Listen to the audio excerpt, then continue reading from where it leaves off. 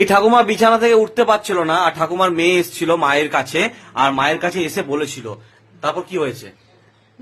ভালো হয়ে গেছে, আচ্ছা, এখান থেকে কি দেওয়া হয়েছিল? জল দিয়েছে। হ্যাঁ, দিয়ে জলটা খেয়েছিলেন? জলটা খেয়েছিলাম, মা হ্যাঁ। আমাকে উঠাইয়ে নিয়ে এসেছেন। আচ্ছা, ভালো লাগছে?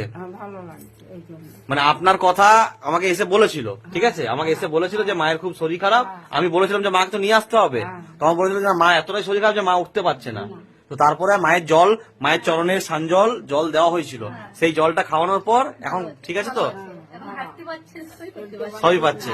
কাল নিয়ে এলো মা আমাকে।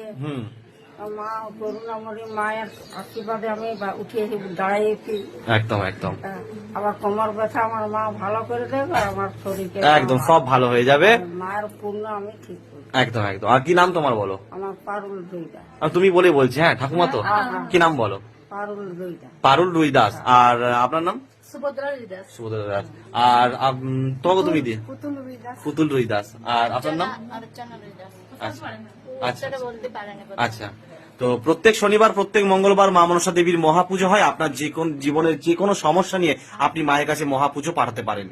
পুজো পাঠানোর জন্য 6294121848 নাম্বারে হোয়াটসঅ্যাপ আছে। হোয়াটসঅ্যাপে নাম, গোত্র, ঠিকানা, কি বিষয়ে পুজো দেবেন বিষয়টা লিখে দেবেন। আর এই হোয়াটসঅ্যাপের ডিপিতেই ফোন পে নাম্বার দেওয়া আছে, দক্ষিণা পাঠিয়ে স্ক্রিনশট দেবেন। জয়।